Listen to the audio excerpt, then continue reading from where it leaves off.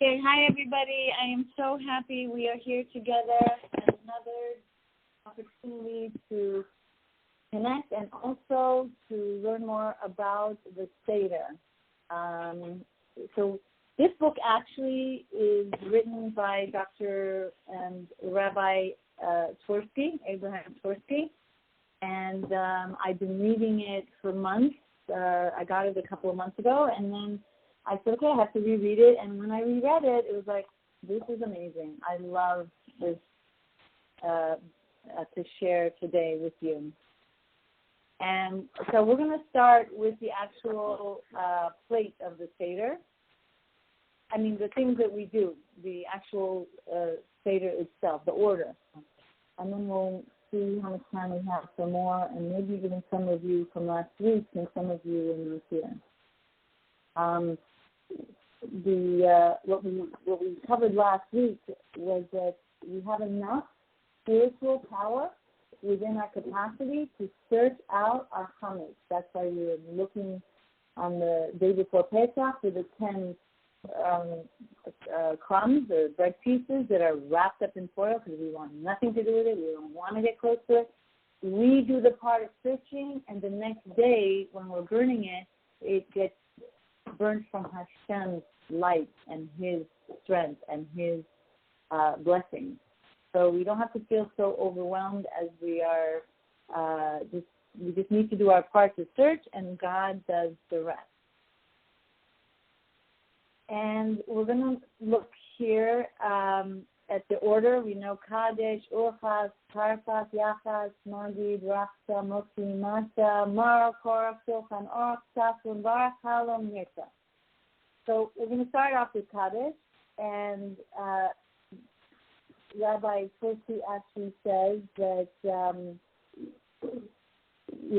normally you wash yourself and then you get holy.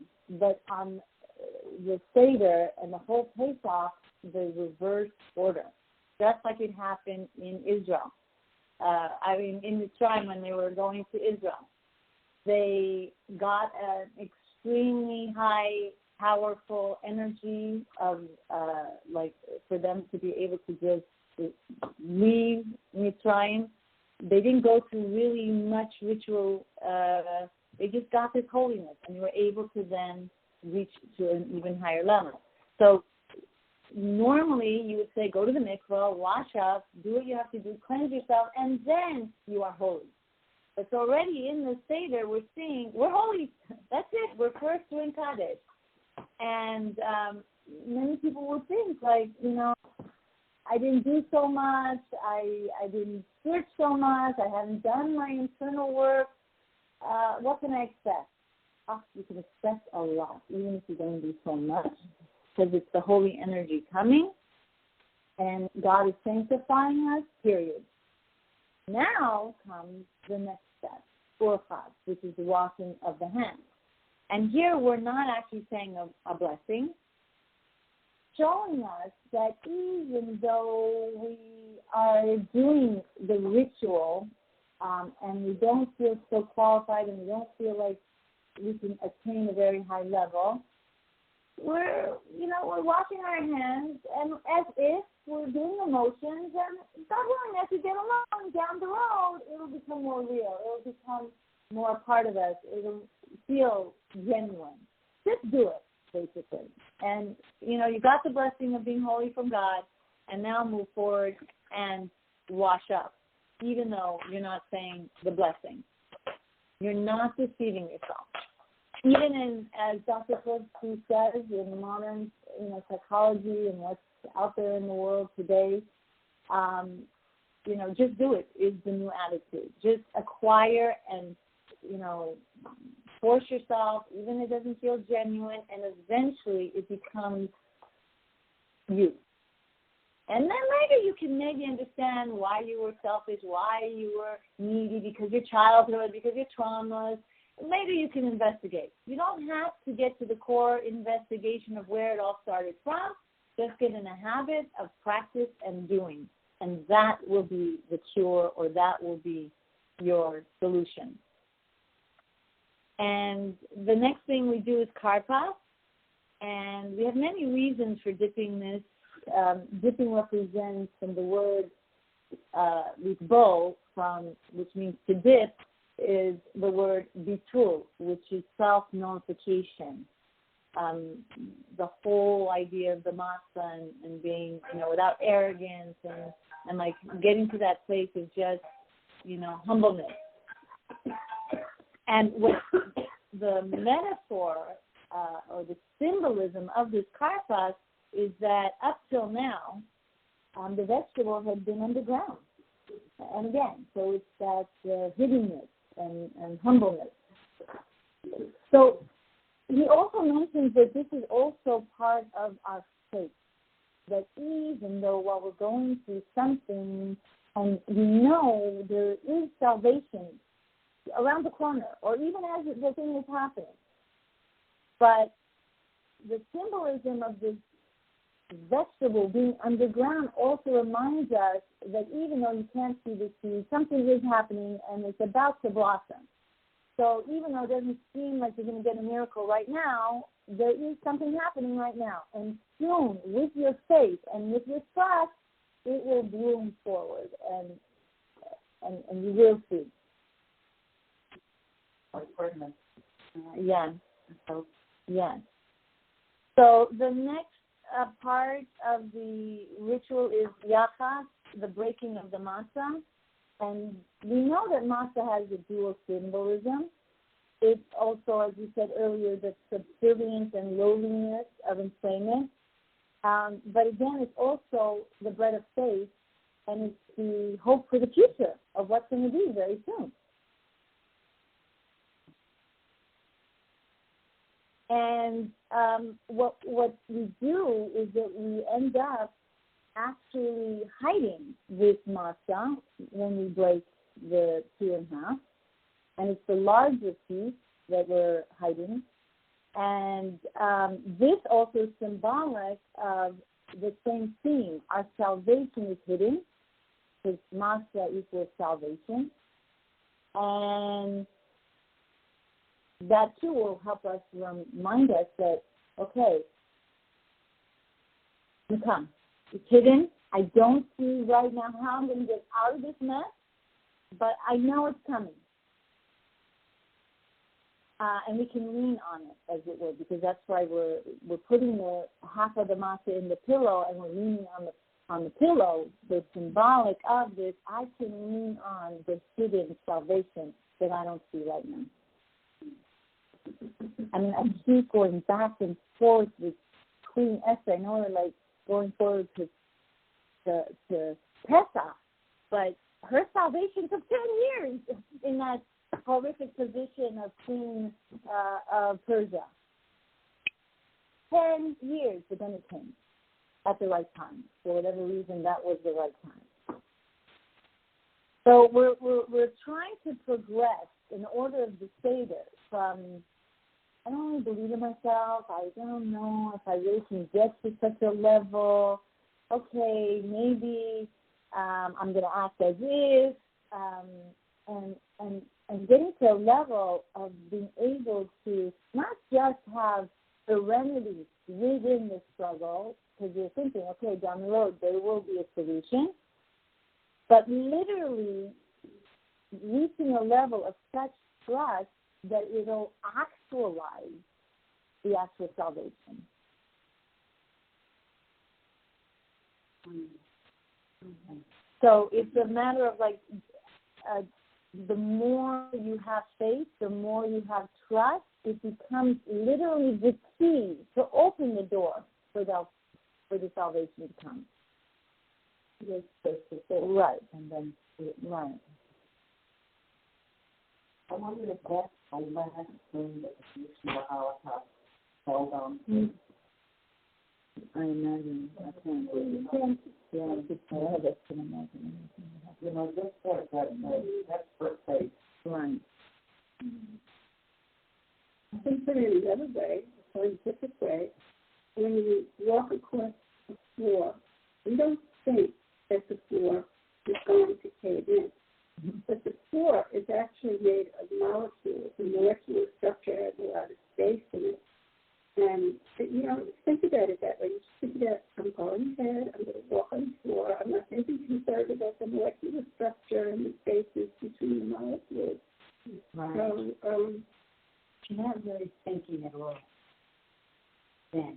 For you, like in a place like a Holocaust. oh, that's why I didn't want to get into that. Oh. Because I don't know what. Yeah. Right. Right. You had to have a lot of faith, and they sung, I need money. Right. I have faith. Right. So Miriam Yerushalmi compared the people going to their death to the French aristocrats. He said they did it with dignity. I can't even get it. But the psychiatrist, there was a psychiatrist and played with Pearl, and he wrote about the Holocaust. He was in it, and he wrote about it after he lived through it. And he said that people, for some reason, the people that try to help other people fared better than the people who, I guess, got too depressed or noble. Right. And Victor Frank, I read his book.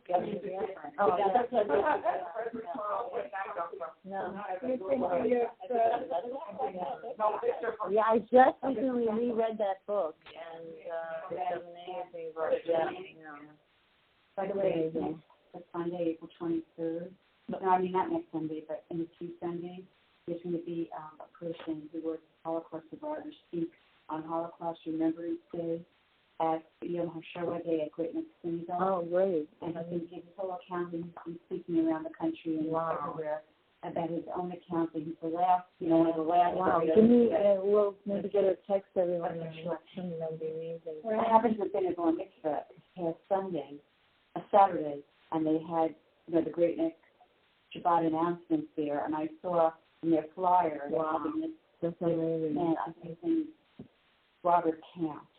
I will check it around. Thank you. Yeah. So so now after that we have the power to speak and recite the Haggadah. That's Magi. And yes, it talks about what happened, and it's all the narrative of all what took place, and we really need to say it out loud, and we need to share it with others. And it's very healing to commemorate in a collective environment of our past, but also really focusing on the future, ultimate redemption at the same time.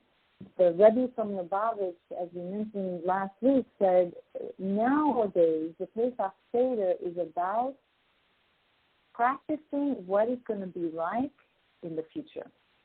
Like really leaning and focusing not so much on the commemoration, although it is, but just as much and maybe even a bit more than that, like looking forward to the future redemption. And what is it going to be like ultimately to really be free? Because as you know, there have been, since the Yetziat Mitzrayim, other tragedies, other horrific experiences of tyranny, and as we were talking earlier about the Holocaust. And so it wasn't the ultimate redemption when the Jewish people left Mitzrayim, but it was the seeds that would be planted for future and the ultimate redemption, where we're not going to have to run away from our oppressors. We will be with confidence and with ease leaving our exile, and never to have to worry that another, exile will come about. The text of the Haggadah metaphorically, or do you see intonations of the future in the Both. Yeah. So, I hope you'll be able to listen to the other class where we were talking about, just give one example of what we did with I guess we'll get to tomorrow, remind me. But different things that we spoke about last time was using it as secrets for today, what we need to do to speed up our own personal redemption and for the ultimate collective redemption that we want so much. Because as we work on ourselves, to redeem ourselves, a little anger here, we work on it, a little sadness to get rid of.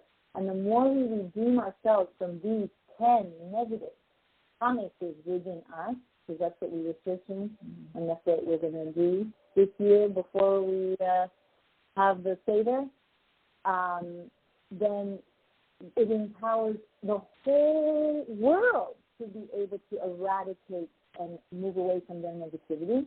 And that makes the world a better place and more ready for the ultimate redemption to come. So sometimes people say, well, it's between me and God. Leave me alone. You know, if I want to mess up my life and I don't want my Gan Eden and whatever, but really, it's not the case. It's that we are a collective whole. The whole world is a collective whole. A brilliant example that the Rebbe brought out one time. Imagine millions of dollars were spent not only on the space shuttle and not only on the training, all the equipment, and someone was invested years of training to be an astronaut. And he goes up on the spaceship and he decides to match up a cigarette. Mm-hmm. It would not only endanger him and all the people out, but it would just be all those millions of dollars. So God shows and has faith in us that we will make the effort to come closer and closer to Him. He doesn't expect us in one blink of an eye, but we have to understand that it is beneficial not only between us and our own personal life, but the whole collective world, not even just the Jews. One of my classes on holy intimacy, which talks about union between husband and wife, that when a man and a woman is together, that it brings a lot of chesed, a lot of kindness into the husband. He becomes more refined, he becomes less aggressive, the children become elevated through that experience, and the whole world has now a greater power to come closer to God. So every act, even something seemingly so base or so physical, the most physical, has such a power to impact the whole world. And so the next one is Rachta, and that is now we're washing our hands with a blessing. So it's indicating that we're progressing from a state of as if to a genuine purification because we're saying God's name. So we don't have to get it all at one shot. It's a step-by-step process to get to the more real, genuine experience of connecting to Hashem. That was Rachta.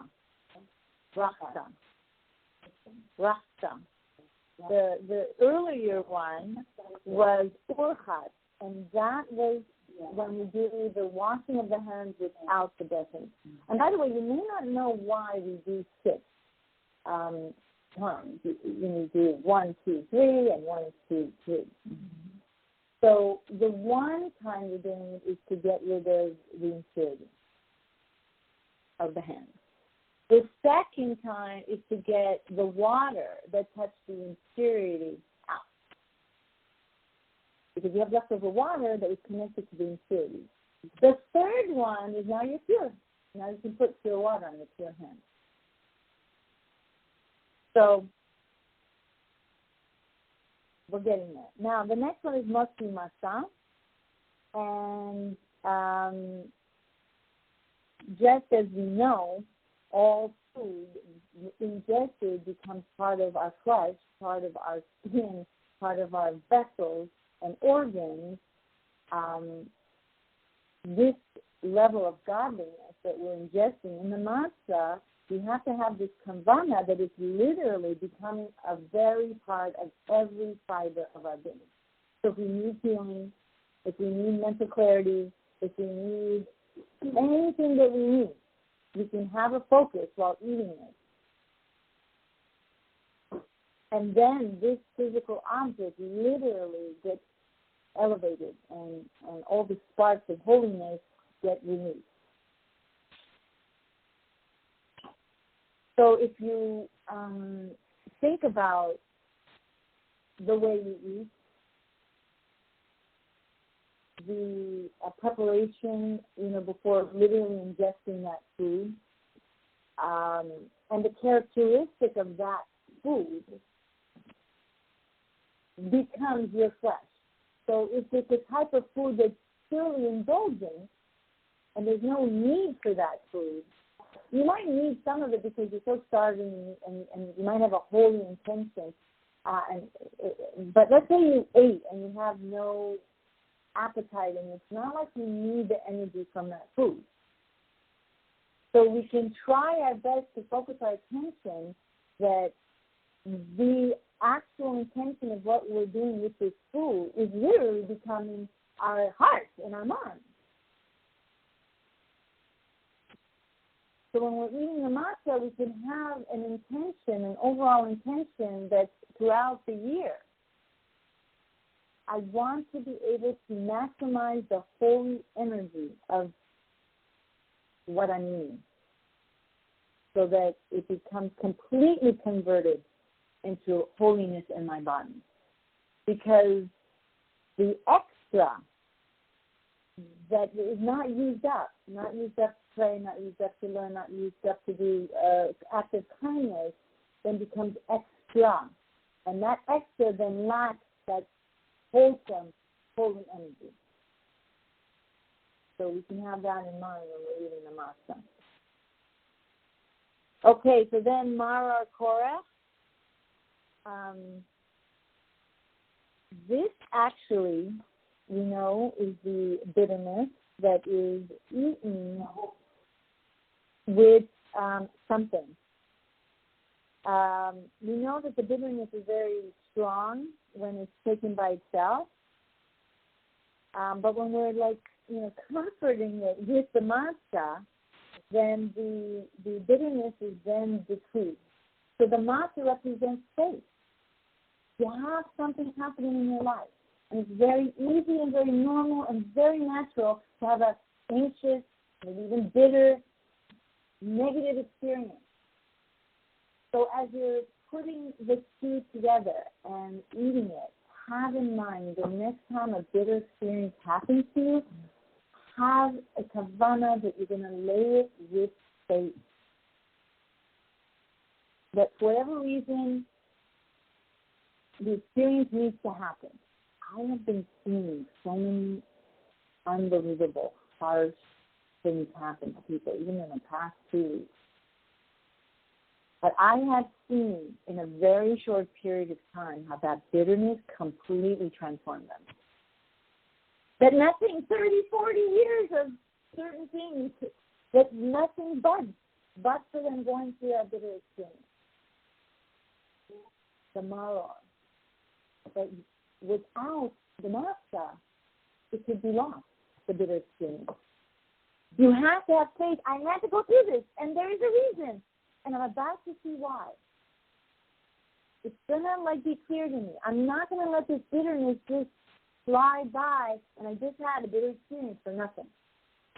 The bitter experience has to get you going to that next level of faith, that next level of elevation. And the faith will get you there. And so then the experience will be for nothing. I remember one year I was going to visit someone, Erev Pesach, some crown high to greatness. And it wasn't it was like that the day before. And she goes, "What are you doing here? No, you should go home. You have a holiday." And I said to her, and I meant it, if my bitterness experience of my past does not do something good for another, then what's with all that bitterness for? You are giving me meaning to my bitterness because I went through what you have been going through. And so when I can use my experience of having been bitter and you give me the opportunity to share and help you, then there's meaning to my suffering. Otherwise, why did I go through that suffering? And so then she understood. And then she accepted my mind. Because she really wasn't going to let me come in. So I love that you say it forward. that's a whole. Yeah, Many do, though. Many do. Thank God. I've come to that knowledge by people. Thank God. So the Maror and the Korah. Let's hold on tight, even as we're going through something bitter. The next is Shulchan Aruch, which is partaking of the meal. And in this seder, the message, one of the messages is, you have arrived. Enjoy. Okay. We went through this, we went through that, we left Egypt, we're going through the seder, we did the cleaning, we did the cooking. It's done. Be free. But what happens? Many people can't enjoy the meal, quote unquote. When it's going to be over, when it's going to this, oh my gosh, tomorrow's guest, I don't know, woo, that's for anxiety thoughts, and we don't enjoy the meal. God is telling us it's time to enjoy. You work hard, done. Don't fast forward to too much what's going to be, the excessive thought processes that will not let you sit quiet and enjoy the moment. What was the question? Oh, okay. To be mindful. Yeah. To try to be mindful, but this is a template for the whole year. This seder, from what we started till this moment in the seder, is a message for a lifetime. It's not just tonight, I'm going to do this for myself to redeem myself. I need to do this every day. I don't feel worthy. Yetzirah, boo-hoo, out of here. I am kadesh. I am holy. Nothing I have to do to be holy. I am holy, period. And now I have to go to the next, try to get to the next level. Now I'll do something about it and try to purify myself, even if it's half-half. Even though there's no blessing, it doesn't feel real, act as if, next step. Then I have to work on humbling myself. After I've washed away, now I'll have the power to humble myself, dipping the vegetables, thinking about hiddenness, the hiddenness of my potential, the hiddenness of the revelations of the future, salvation. And then I can literally have the power to speak about my holiness, to speak about my experiences up till now of growth. Then I get to the place where I actually say the blessing with God's name. Now I'm ready. And then I get to such a level where it's literally a part of me. I'm ingesting godliness. All the steps is for it to be a part of me. If the knowledge of what you've been trying to gain stays here and doesn't reach your heart and doesn't become so a part of you that it's automatic, of course you will behave that way because there's no other way. In the explanation of the 10 makot, there's the 10 plagues. The 10th one was the killing of the firstborn son, and at the same time there was this redeeming of the firstborn son. The killing of the firstborn son is the killing of our first intellect. Getting rid of it by humbling ourselves, moving away from it, moving away. Like if there's too much ego and too much of your own way of thinking, then there's no space for godliness. It won't be able to be ingested in you. So this has been the process. To clear, to humble, to remove, to kill the first intellect. Then comes the redeeming of the godly intellect. Because once you make space, now when you learn, it settles more in your mind. You remember it more. You think about it more. It's part of like daily, like a program that just happens to come up with you. Oh, I found a party, thank God. Or little things, God in your psyche. You made an apartment, as it were, an abode for him to be constantly, in your mind. Then all of a sudden, you're thinking and you're meditating and you're contemplating and you're constantly more thinking about God. Then the knowledge goes to your heart. And then when it's in your heart, there's the ability to actualize your knowledge.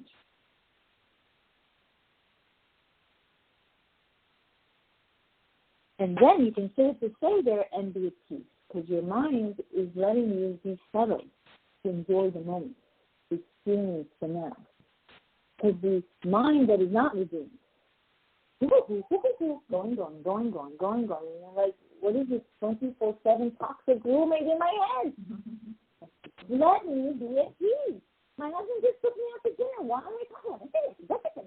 And ruined the night, right? And how many times? They're like, how did I say it like this? Or how did I say that? Why did I talk about stressful things? That's what we just enjoy now. Just on the list. Enjoy now. Because your mind is free, finally, to seize the moment and make the most of it. Yes, definitely.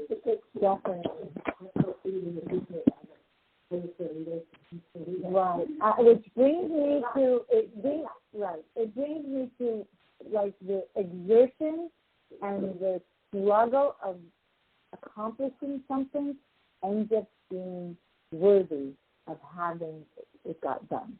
But there's a process, like the pen of the raw hide, and all these things of like, a famous story of a little boy who's crying, he wants to play all day long, but the mother says, no, you have to spend some time home doing your homework and learning how to read and doing your, exercises so that you'll be able to one day work. So while he's there, he feels tortured, he wants to play, it's no fun, but it's for his benefit so that he will grow. So the actual taxing experience of a lot of the physical things that we do literally does have a spiritual short-term and long-term effect that is for our benefit, like the child who's forced to do his homework, and it doesn't feel pleasant for him.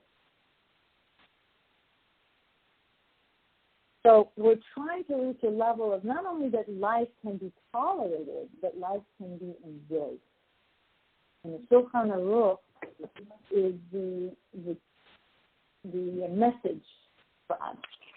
We worked hard, and now it's time to be liberated and enjoy. It's not always a comfortable feeling to relax. It feels more comfortable to always be thinking of the next thing you're doing. Right. I think that's what you're supposed to be doing. Right. Just sit back and relax. But with that, we really sometimes miss a lot of the moment. Yeah. Like, I remember, and I'm still fighting through this. I'm not saying I'm perfectly there, but definitely got way better over the years, where my mind was so ahead, my daughter's talking to me. I'm there, but I'm not there. And they feel it, and they sense it, and it takes away from the beauty of the moment. Or even now, oh my God, with texting while being on the phone with somebody. Mm-hmm. People feel it. Are you there? I'm like, how do you know? Like, okay, I won't text you while you're talking to me, but I have to do that. A moment. Someone's sharing a good thing with you, or someone's sharing a sorrow thing for you. And it's your boss, or it's yours, and you got to. There's always something. Always something. That's generation. You can't talk to 20 people a day. It's not easy.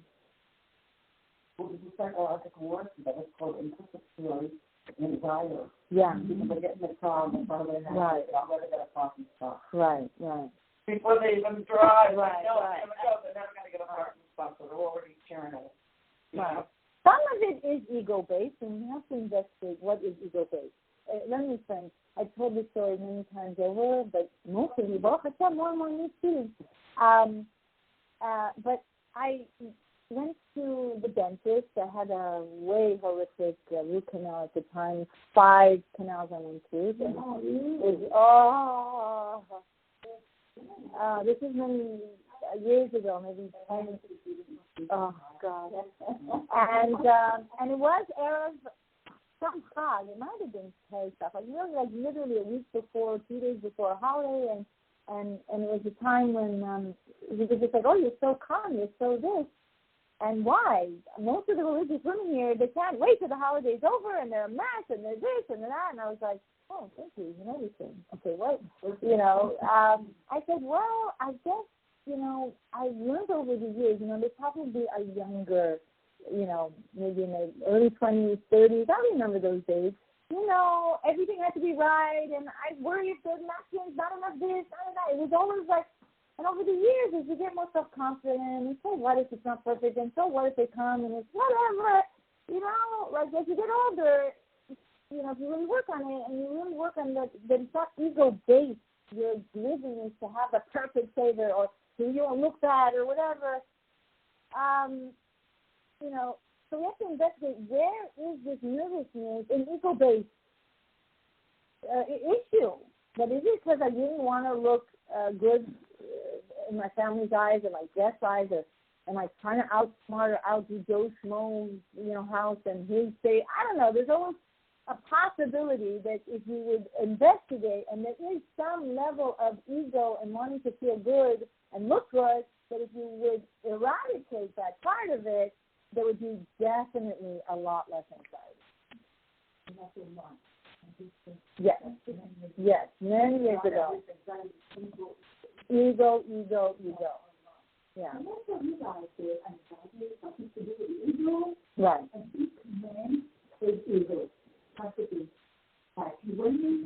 Yeah. When you want everything to look right, everything right, and then you'll raise the voice, and you won't let them do this, and you blah, blah, blah, blah. And for what? Better to save the moment and be loving and kind, and who cares if it doesn't go? Of course, you do it for Hashem. You do the best you can. It's the Shem Shemaim, and the saying goes, in the honor of Hashem, you're going to try. But if there's anger and anxiety, investigate. Is it maybe ego?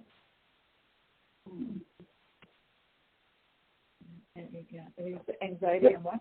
If there's anxiety, nervousness, worries, anger, that outburst, is it the end of the world if it's not so perfect and you didn't have 6 fish and you had only 2 separate fishes, types of fish, or, or whatever it is?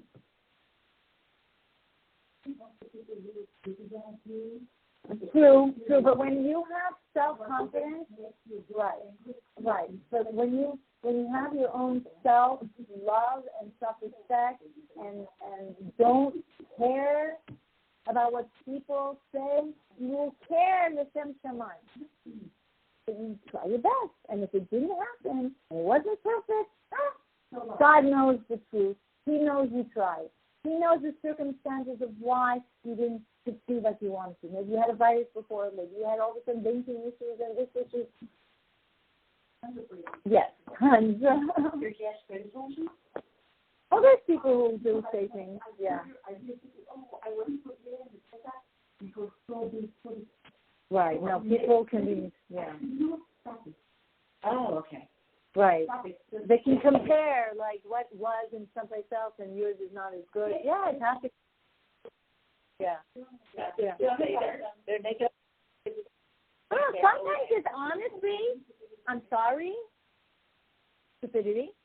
They're just not really, thinking it through. If they really thought it through, that they would say that. Sometimes it's just diarrhea of the mouth and nothing to do with stupidity. They just, they're just saying it. They think they feel saying it, they say it. They don't, the famous passage that I always say, in silence, righteousness be speak. Before you open your mouth, be silent. And think through, if I say this, is it going to hurt their feelings or not? But they don't. They just say whatever they say. They never, let's say, went to a class or were taught that you really have to think before you speak. They don't. What? And shaming, definitely shaming some. But it's not like maybe it's purposeful. There are people who may be doing it somewhat purposefully. I have a vessel theory that I made up. Vessel.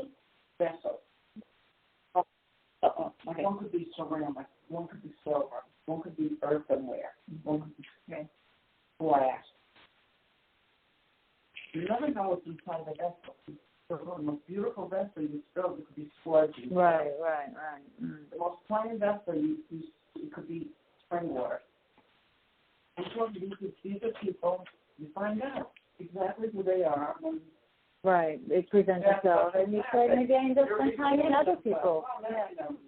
Right. You have a million reasons to say nice things. You say you're not nice things. It's like I worked so hard. How dare, right? Like, oh my God. I know. I want to go back to the point when they said so beautifully that before you result, the product is project. And then you're talking about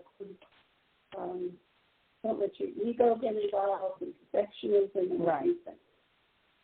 I think that producing a seder at this time in history is a very complex and demanding affair. It's not just a roasted lamb that, the villagers are trying to there's a tremendous amount of work. And everybody has their own baseline for what they think is the right amount of silver, the right amount of crystal, the right amount of spices in the food, and, where they're getting it and how much they're cleaning it. Whatever the baseline is, it's very, very hard work. And it doesn't matter when you start it. Right. It doesn't matter what you're freezing. It's just very hard work. And I think it's a lot of pressure on women, even if you have a lot of help. It's still a lot of pressure. And it doesn't necessarily mean you're perfectionistic. Even doing a working like that is very hard. But the point that I was trying to bring across is that at least try to eradicate the negative outcome of possible anxiety and possible, anger or frustration and, you know what I'm saying? Right. Don't agonize it. Right. Like it was the journey of doing it. Whatever it ends up being, it is whatever it ends up being. It was the journey of getting it that is the most important. And that way you can differentiate and separate and then really relax and enjoy the experience and having a seder. It's up to us to do our part and then rest the outcome. Right. And just have faith in it. Right. I did my part. I did the best I could. There was an amazing story that the Dr. Twersky brings a story of this man who worked so hard. I mean, he was so meticulous. For 6 months even before Pesach. And even if he didn't want to go to his Rebbe's house to eat from the Rebbe's dish because he was so meticulous and just in case, he didn't even want to trust his Rebbe. So, but the last day of Pesach, which is Avraham Pesach, he said, well, there's a custom you can dip now matzah in the thing, so I'll come for Avraham Pesach. And as he's about to speak with his Rebbe says, go to your pot where you cook your potatoes and see what's there. He went and he found the pot that there was coming. He ran back to the Rebbe and says, I worked so hard. Why? What happened? Why was there coming? Why did you get drawn into my life? And he said, you did so much, but you didn't really have a kavanah to ask for God for help. And so that you were full of yourself, like you'll do it, you'll be able to come, so you did stress, pressure, whatever, and don't even eat at the Rebbe's house. And it's such you didn't have an intention of having God, right. So we have to try to do what we have to do, bring God in, and what does it mean to bring God in? Less stress, less anxiety, less sadness of what may be or worry, and just do your part. Most Rabbeinu said, how am I supposed to do this? There's one goal to make a menorah idol. That's the thing. Just do this menorah like I said. All he did was put the one gold piece and voila, miracle, and came up a piece of menorah.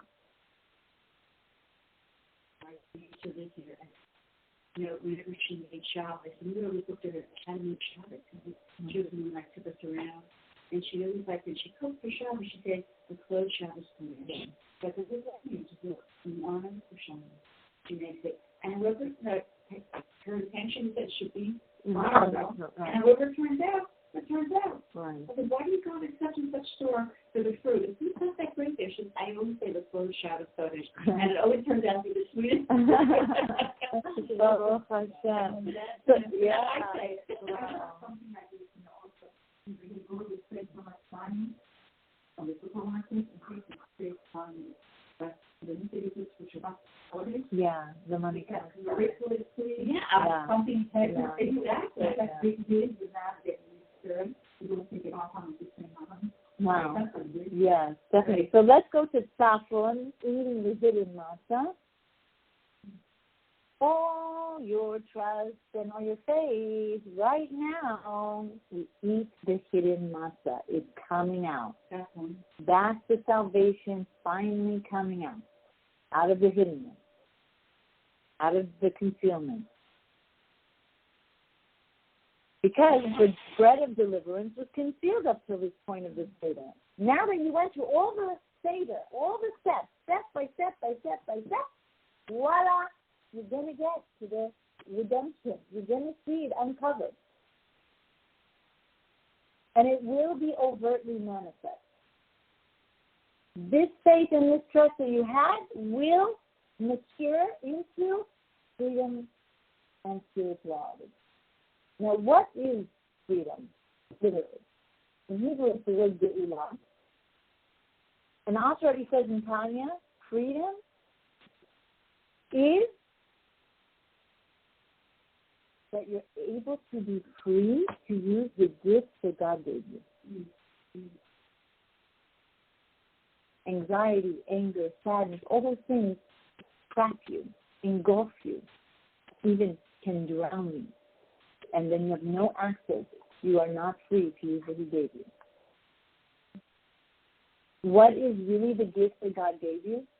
The ability to love, the ability to give, the ability to be patient, the ability to be in awe and wonderment, and like almost giddy in awe and wonderment. These are all positive emotions. Remember last class, the 10 pieces of impurity, we're going to banish, eradicate, and then the freedom of what's buried within us comes out. We don't have to take a space shuttle suit in a space shuttle uniform to get to the real me. It's all in you, becoming revealed. And we're free to have access to that revelation. Now, after that, comes Baruch. And now we're really reciting a prayer of saints. And now we have an appreciation, and we can even thank Hashem for the growing pains. We can even thank Hashem for the distress we went through. Shocking as it may have been. Below the belt a zillion times over. After we will see that distress, that pain was a growing pain. And we grew in God's power. We can really appreciate the growth process. And we can say thank you at this point. Truly. And not lip service. Oh, thank you for the experience. And that's why right after we say Hallel. And these are the praises to Hashem that is the praise for the future redemption. So now that I've gone through all these steps, and I have seen a revelation in me, I'm less angry, I'm less nervous. Okay, I have work to do, I have a lot more work to do, but I see this progress. I'm, more and more redeemed. Now I can reach the point that I'm so hopeful and so know that the future redemption is going to come, that I can praise Him today to what will be. And Rabbi Yerushalmi's book, and he talks and he comes and considers. Thank Hashem for what will be. Thank you, Hashem. I know you're going to help me through this disease. Thank you, Hashem. I know. I'm thanking you now because I know I can count on you. So you're thanking for what will be in the future already now. You don't have to wait for the future to thank him. And that is what Hallel is all about. And it's really, again, a key to bring that salvation, that cure, that whatever, closer to you. He's a best one. Yeah, he's the best one. And it talks about that in Tanya, too.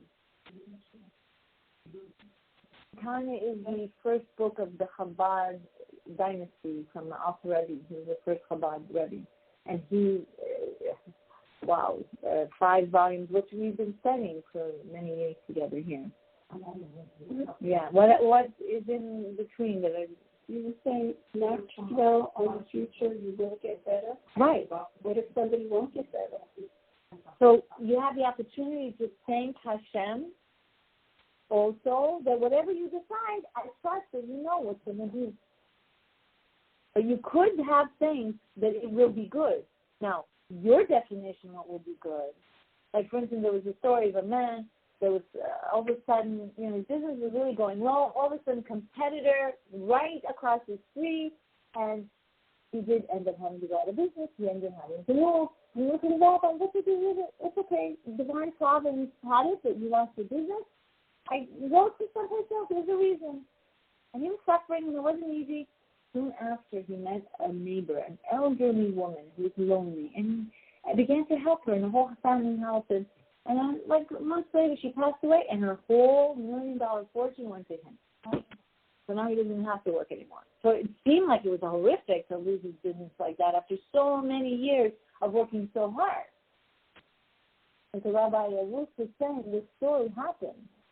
So, like, even though you see that it's not good, but it is good, and you're thanking him for whatever he decrees and knows that it is good, even if you can't see it.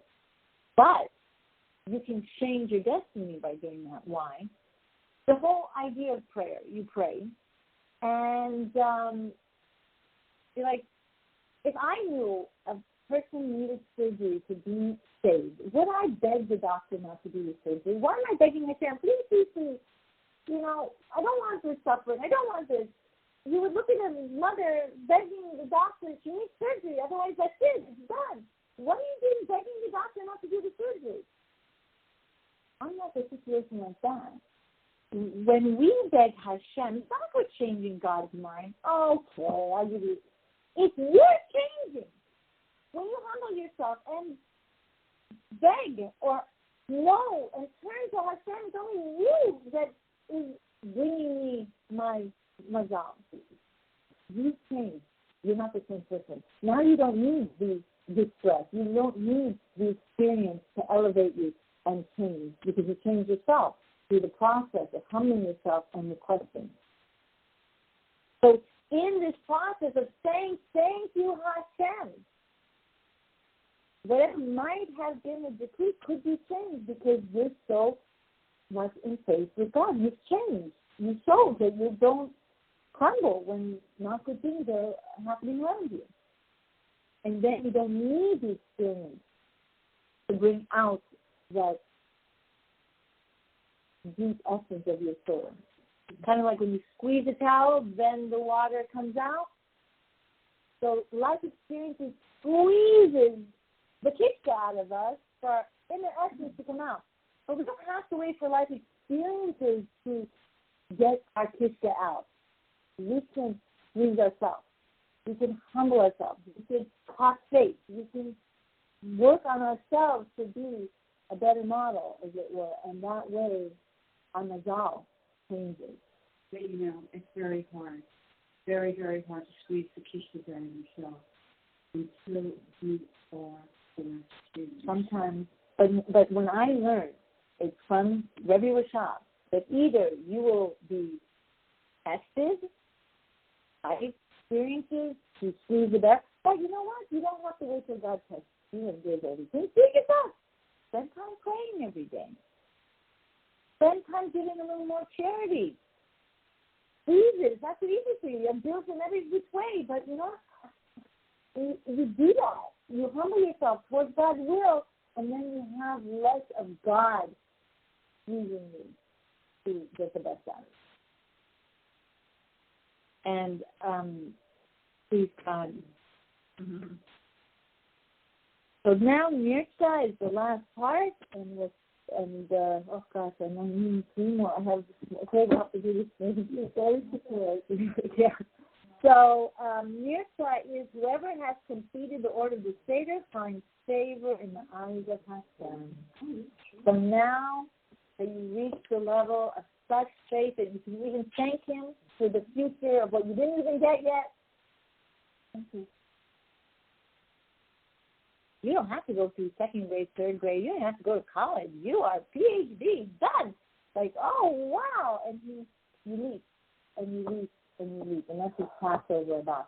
And Hashem just loves this for you and is delighting in you that you work hard and you do good part and you use your mind, your body, your soul, your intention. Every single inch of fiber of you went through this process.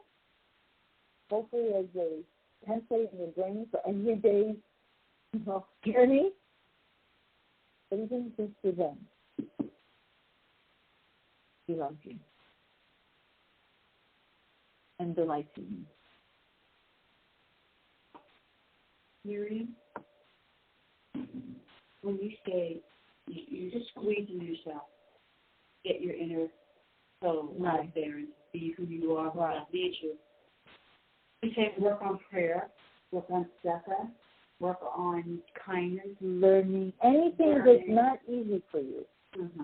That you press, normally you just do 1 paragraph at night, but now you do 2 paragraphs. It's hard. It's not easy. But you prepare a little earlier. You've done as much chat with your friends. I don't know.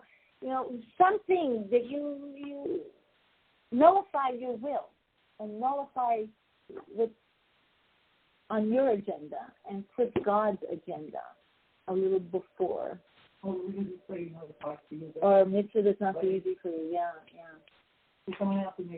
But the main way is through humbleness, through prayer. Because prayer elevates everything you do.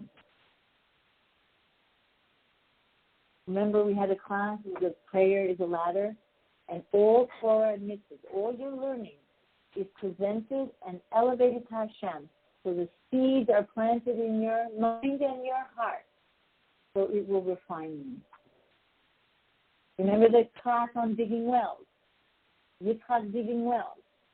If you don't dig a well, no matter how much water you put in, it'll just go whoosh. So tefillah, prayer is making a well. So all your good deeds and all your learning has a place to flow inside of you.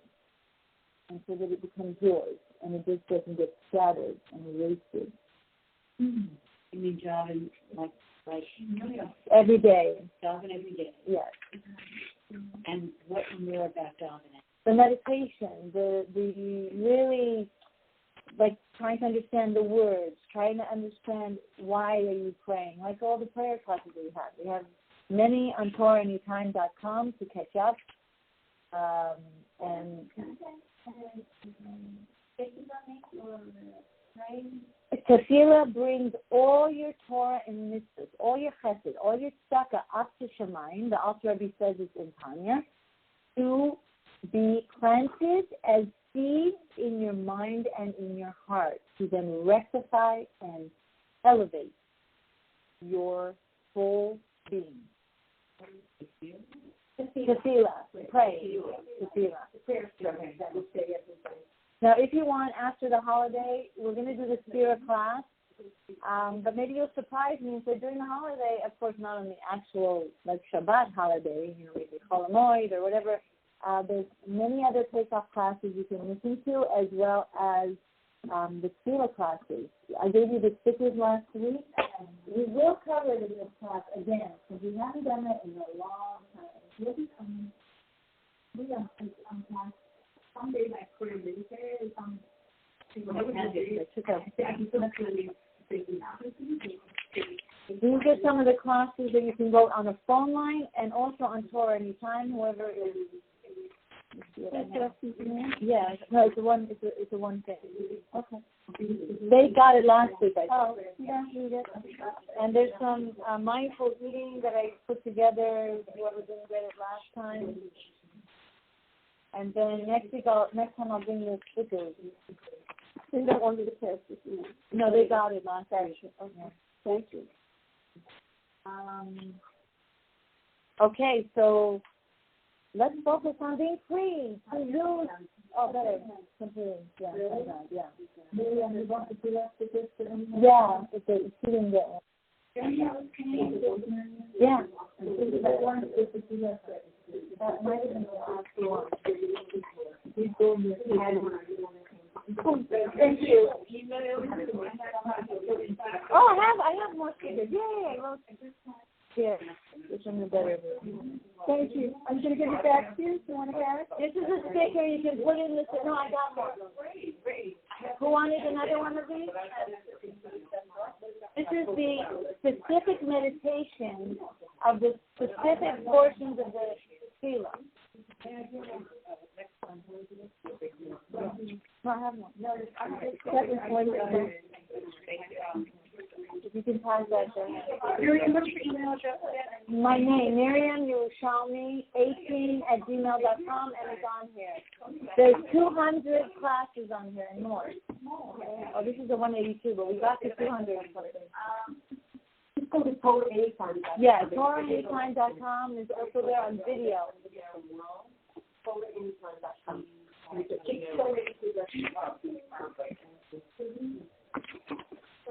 Thank you, Dr. Twersky. Thank you. Amazing. This is just page 40, and we're like next year we'll get to the end. So we did the seder today. Thank you. Thank you very much, Miriam.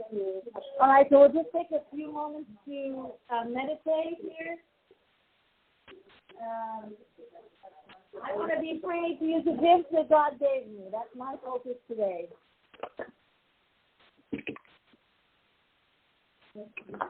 Yes, let's be free. This is by Rabbi Chaim Burston, the Gunim of our holy Rebbes, our Chabad Rebbes. And I know, but I teach now a class. Next week, after we come back, we'll start the class earlier and then we'll dance at the end. But just because of lack of time, we're taught at a different place and then here and then this, so to type it in. So just enjoy the moment.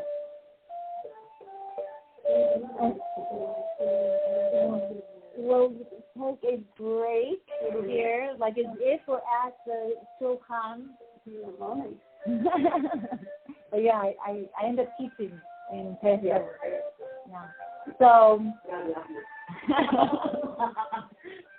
I'll tell you about that miracle for those who didn't hear it. Okay, so I'm thinking we're at the seder, and just take a deep breath. And like see yourself taking a deep breath before you sit down at your seder. And just try even like a mini moment of focus. Let me try to use at least some of what I learned here to see the moment and to experience the intention and the beauty and the excitation of what I'm about to experience and receive. For the ultimate redemption. But in the meantime, I'm working on my personal freedom, my personal redemption.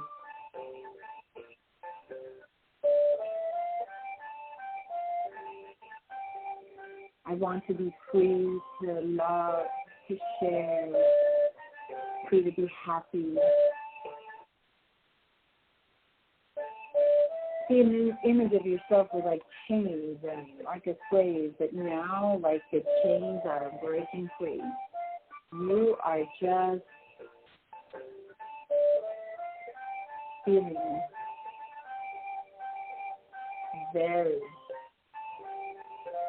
very happy for the moment.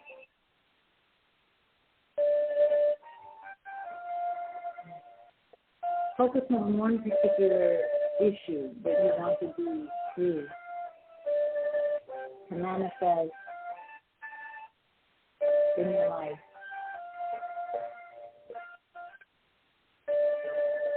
Groundedness, mindfulness,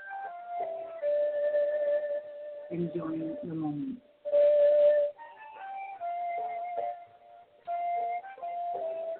Nothing has to be said, nothing has to be on the agenda. It's just experience the wholesome, free feeling of connecting to your inner essence. And allowing it to just flow outward.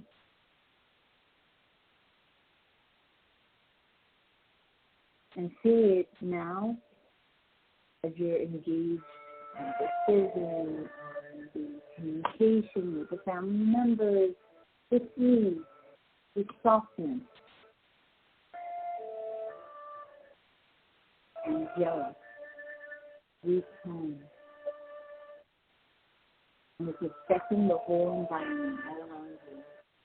Everyone now is following your lead.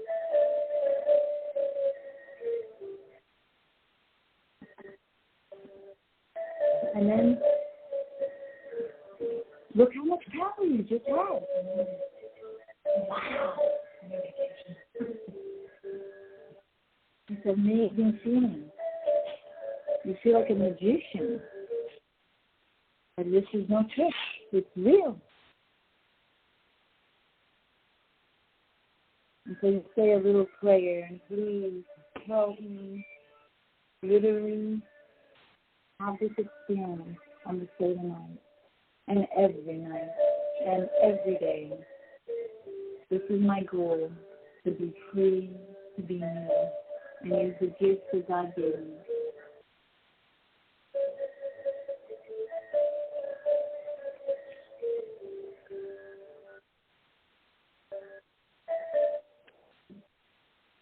And open your eyes.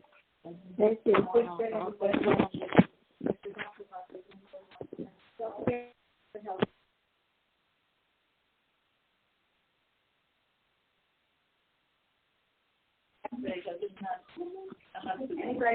Anyway, have a beautiful seder and be free. Thank you for coming.